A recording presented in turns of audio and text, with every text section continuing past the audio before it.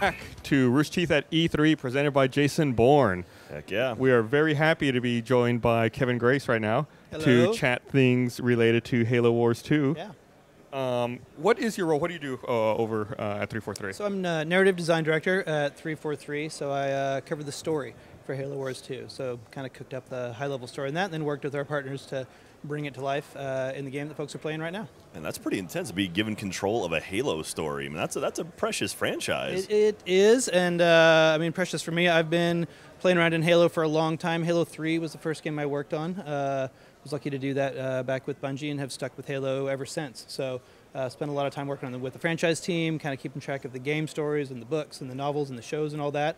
And so, yeah, we really wanted the story of Halo Wars 2 this time to fit into the current Halo timeline, to be a part of the current Halo story. It's going to turn out that way. I'm not going to tell you how today, but it's going to work out. I've got some leading questions to try to kind of poke All right. at this. I So will- we'll see what we can get. See how well you lead. I do want to remind our viewers if they have any questions, they can communicate with us either via chat or using the hashtag RTE3, and we'll be monitoring that in addition to our own questions we have prepared.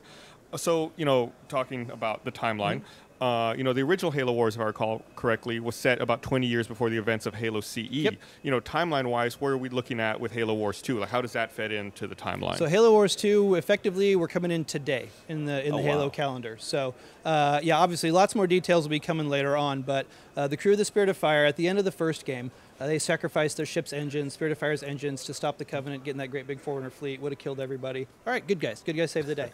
But then doing so, they sacrificed their engine, blew it up, and were floating home, and basically had pretty much no chance to get back. And they knew that going into that plan. But coming out of that now, 28 years later, 28 years of cryosleep, and the ship being effectively lost with all hands. Everybody thinks they're gone and dead.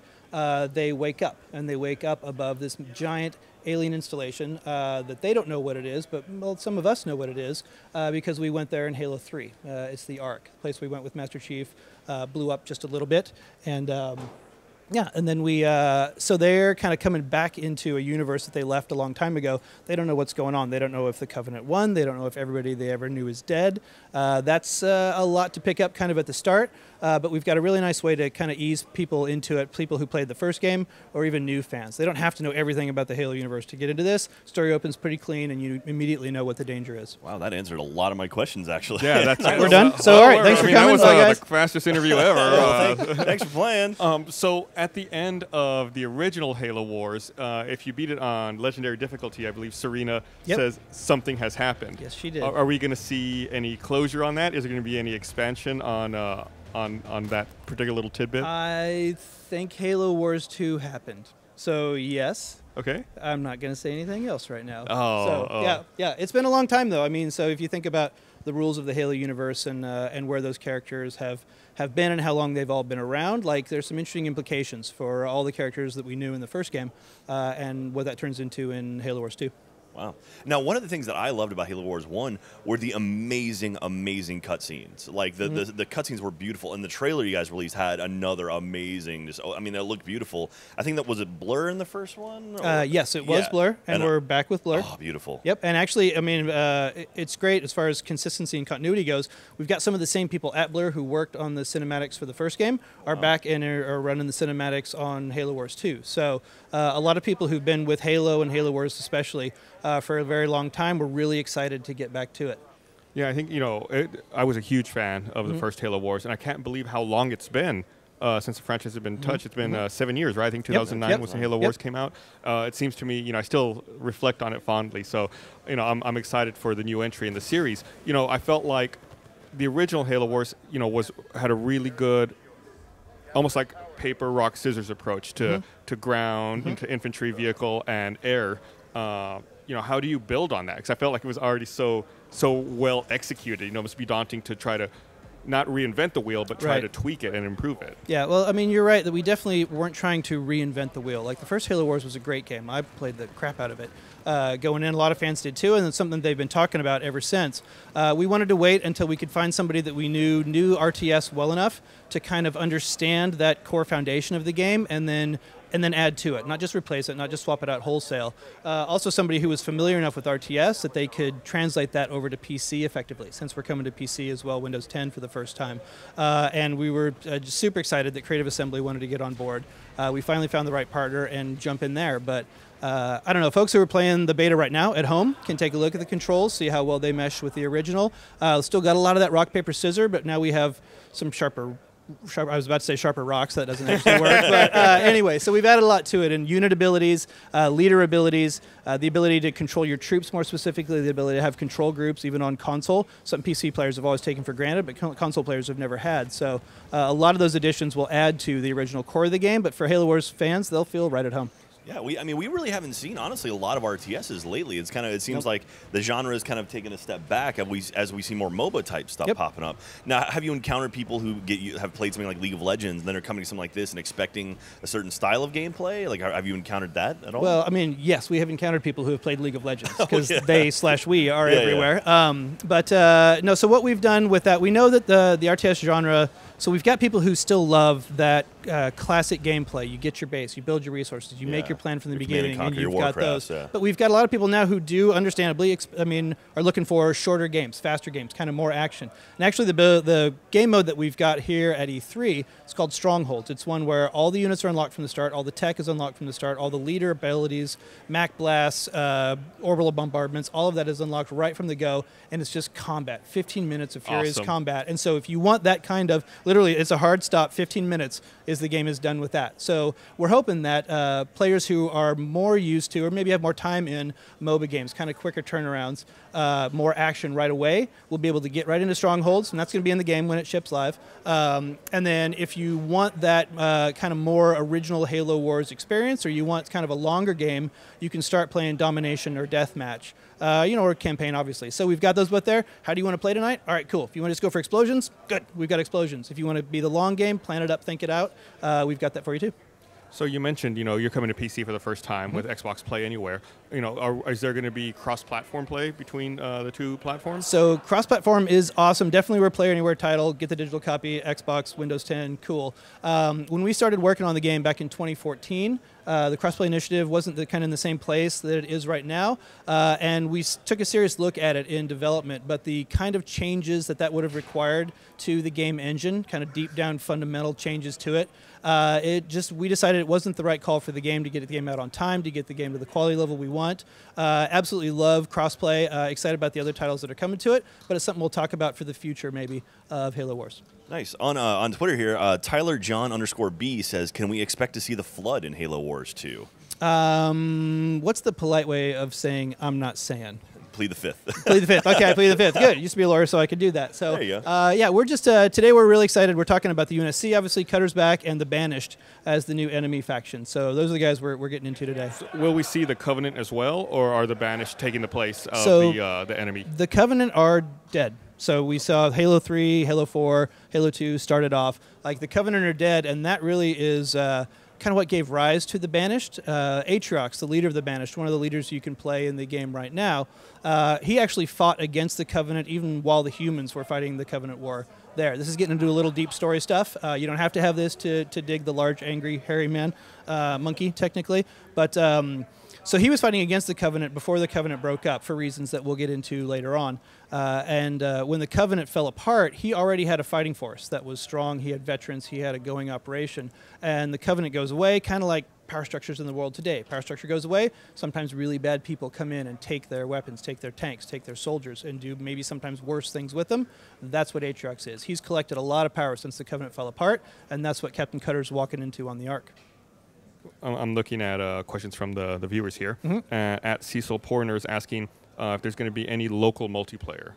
There is not local multiplayer, no split screen multiplayer. RTS and split screen is hard just because I think maybe there's so much you need to see. Maybe they meant like LAN or offline. LAN and offline. We've just got the online, the Xbox Live, and the Windows 10, the online multiplayer. So we don't believe we've got that right now. I need to double check in case I'm a huge liar, but I don't believe that's coming out. We'll just put an asterisk on it. Yes, asterisk maybe. Your mileage may vary. What about like cooperative modes? Like, what about like cooperative story? Is that something that we do have co-op campaign? Yes, we got co-op campaign, so you can play the whole campaign co-op.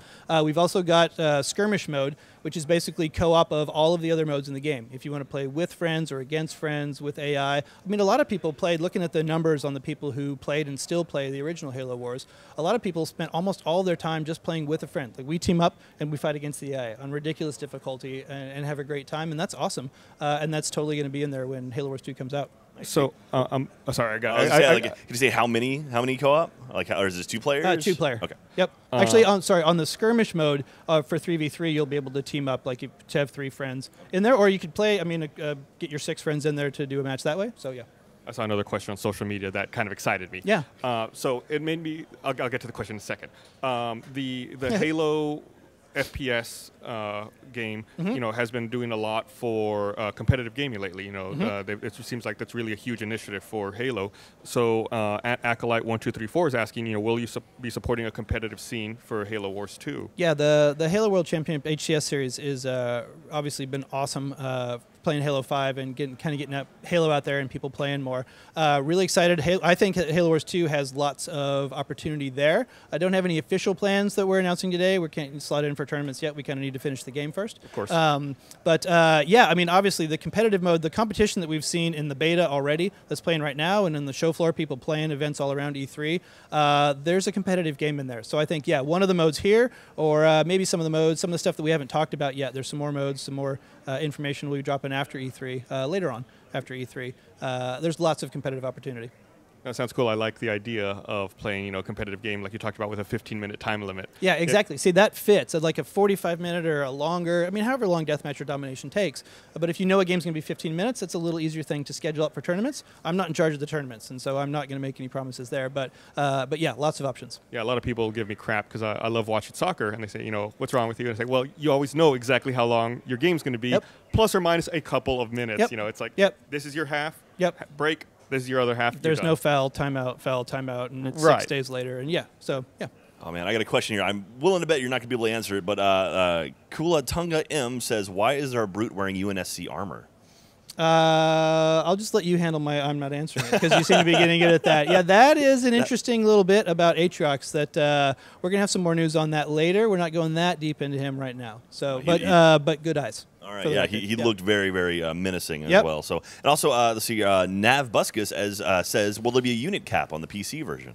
A unit cap, yes. Population cap is, one of the central balancing functions and kind of tactical decisions that you've got in the game. So the pop cap is set, and it's going to be the same, and the game plays the same rules on PC and console. But the ability to upgrade your population cap, and like when you decide to do that, do I invest in that and up my pop cap and get a bigger army, or do I buy fancier tanks? In the Strongholds mode, the version that we've got here at E3 right now, basic objective of the game is to capture more of the strongholds, these mini bases around the map, than the other team at the end of the 15 minutes. Each one of those strongholds you capture also increases your population count. So as you get more bases, your army gets bigger. Bigger army, good. Kill the other guys, get more bases. Now, if you lose a base, does your pop drop? You do. Oh. In strongholds, yes. All right. I do want to make a point of clarification. Yes. I think some people in the chat misunderstood something we said earlier. They want clarification that there is multiplayer, just not local multiplayer. Correct. Yes. So I think some people may have misunderstood. Yes. But we were saying there's definitely multiplayer. There's definitely multiplayer in this game. It would be an odd multiplayer beta to release. It would be Sans really multiplayer. weird. Yeah. Just look at a menu. So just want to make sure that we clarify that. Okay. I did see that pop up a couple of times. No, sorry. You can blame me for that. No, that's on us. So that's our job, is to clarify and make sure we help get the message out correctly. So, in this game, again, will we see a variety of different leaders that we can choose from to play? Yep, absolutely. That was one of the fun bits about the first Halo Wars. And in Halo Wars 2, we've got them. Astute players will see that there are 6 slots in the menus right now on the beta. 4 of them are hidden. We're just showing off Cutter and Atriox right now. So there definitely will be more leaders. And kind of an interesting additional wrinkle to that is that leader powers are something in the Strongholds mode, which I mentioned earlier, where it's like all the toys, go for it. All the leader powers are unlocked at the start. But in some of the other game modes, you will have to decide which of the leader powers you unlock. So as you play through a game, your Captain Cutter may not have the same exact leader abilities that my Captain Cutter does. So when you come up against somebody in the wild, you don't know exactly how they're going to build Cutter or Atriox, and so what kind of threats they're going to pose on the battlefield. It adds some interesting variety and some great replayability for multiplayer. Now, will there be more DLC leaders maybe possibly popping up, like maybe a red versus blue DLC where you could play as, Like, I don't know, Commander Simmons? Or I don't want to spoil anything about Commander Simmons. Would we settle on a rank for Commander Simmons? Is it? I don't want to spoil anything either. I'm just throwing that out there. So yes, we've talked about there is a season pass. One of the things we've got on offer right now, there's a season pass, and we've got content for more than 6 months coming after, and it'll have things like new leaders, new units are in there, even some story expansion bits. So no full details on those things right now, but there's plenty of Halo Wars 2 coming after launch. So you got lots of room to kind of expand and work it. To grow it. Man, that'd be fun. Yeah. Gus, what would you do with your fleet if you were a commander, you think? I would win. What kind of question is that? All you do is win, win, win. All I do is win. What's your leader power? Your ultimate leader power? My ultimate leader power would be to bore someone to death with the droning of my voice. How do we show that on screen? It's like lots of Z's. Yeah. Everybody, all the little units have Z's. You see like a voice wave come out of my mouth, and then like Z's come out of the enemies. Like a whiteboard rolls up, you're just doing charts and like spreadsheets and stuff. I bust out a PowerPoint, and then Somewhere the out other there, team our team is hating me right now. So anyway, we'll think about it. No promises, but yeah. Excellent. So I mean, are you going to be you talked about how someone doesn't need to necessarily be steeped in Halo lore to understand the game and to jump into it. But for people who are familiar with it, will you be hiding Easter eggs and fun little tidbits? Oh yeah, lots of tidbits. I mean, that's one of the things I think when we do the stories right, they've got to be stories that anybody can get into, because we can't expect everybody to have played all the games, read all the books, done everything to understand just the opening cutscene of the game.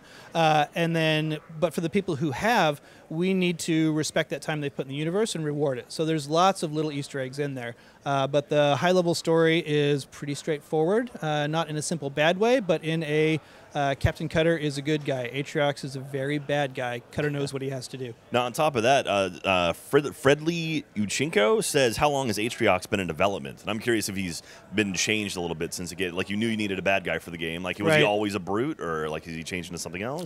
He is. I'm trying to think of what I'm allowed to say. He's been in development about as long as the game. So when we were thinking about the game, that's when we started cooking him up, because I mean, a little bit like you referenced earlier, plugging something new into the Halo universe is a complicated thing. Like, to do it right, there's lots of history, and if we step on that history, that's bad, because we don't want to disrespect any of the time that the fans have spent in there. So we've been cooking on Atriox again since about 2014. He's always been a brute to me. I've always just loved that. Does that sound weird? It's still real to me, Dan. That sounds weird, but I'll run with it. So just because I've always enjoyed that part of the Halo universe and the brutes, and to see what could happen if one of the brutes, they've always been presented as pretty much muscle, and usually dumb muscle in there. Tartarus, he was okay, but mostly dumb muscle. And just the question of, like, what would a terrifyingly smart brute, what would that do? What would he do? And so we get a chance to show you. I got a couple of tidbits I want to pull out of YouTube chat here. Okay. The first one, I'm going to answer the first one for you. I'm just going to go get a drink. Who is this? Alex Roke is asking if there will be any Master Chief in Halo Wars 2. And I'm going to assume there's a no comment on that. Is a no comment. And then who is this? Andrew Seedsman is asking if there's going to be a Griffball game mode in Halo Wars 2.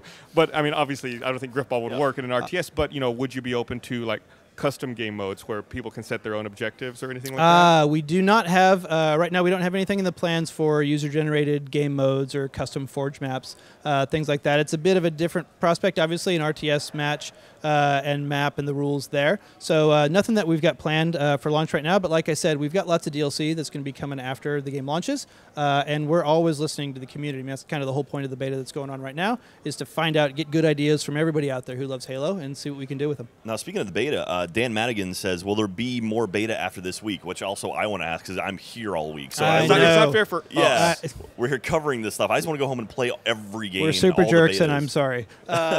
So we do have 8 days of beta, 8 days starting yesterday. So it'll run through Tuesday of next week. So if you hurry home, you may be able to get a taste of it there. A couple days in. But one of the things that we announced yesterday was the release date. So February 21st, 2017. It did get pushed back a little bit from the early estimates on that, and those are always estimates.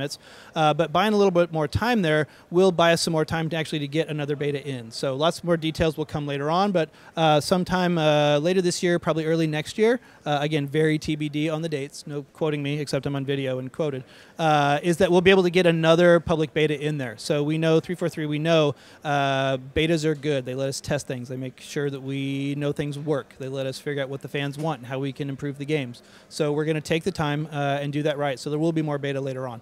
But go home fast and play a couple right. of games. I want to thank you for the release date. My birthday's February 22nd, so Oh, happy birthday! I'm glad Damn that it, you you all spoiled are, our. I said a dirty word. You spoiled our surprise. It was just a birthday present for Don't you. worry, it's the internet. You can curse all you want. What? Nobody cusses on the internet. That doesn't even happen. No, never. Not with us. You can get away with just about anything on the internet. So if I guess I was going to ask, like, how how valuable is that feedback? Not only from when you do a beta, not only from what players tell you, but from like a technical perspective, do you gather like a bunch of data about like how absolutely how to build your servers? Yeah, and put that absolutely. stuff Not in a together? creepy way, but I mean, we're watching everything that people who are downloading the beta, playing the beta, are doing. And so, it's a beta. There's going to be some stuff in there that isn't perfect. So that's fine. That's the point. And the point is to get help in finding those things and fixing those things. So that ranges from technical issues that gets into UI design, that gets into gameplay balance and design decisions there. Like, we're listening to all the feedback there. This is a beta. This isn't the final shipping product. Anybody who says, oh, nothing will change now, that's not the case. We're going into this with a beta. That's the point, is that we still can change things if it's the right thing to do, if we get enough feedback, if it's the best thing for the game. So some of the things that are in there will stay the same, absolutely. But if you see something you like or you see something you don't, let us know. Go to Waypoint Forums, give us that feedback, and then we'll do what we can with it. Cool. Yeah, that's such an important thing to do, is like actually respond to the the betas and like talk about what you liked and what you disliked. Yeah. Because you guys just eat that stuff up, and it's like, that's the whole point of this. Yep, absolutely. So I want to thank you for joining us. No, thank and you. remind everyone, Halo Wars 2 coming out February 21st next year, 2017. And really look forward to playing the beta once I get back home. Good. Everybody else is going to have gotten really good at it by the time you get home, so you're going to get I'm wrecked. already pretty good. So, nice. I'll go to your booth. If you, and, Okay, I'll just all right. practice We'll here. give you a little tutorial. Yeah. So, okay. All right, no, thanks. thank you guys. I appreciate it. We're throwing back over to Joel and Adam, I believe.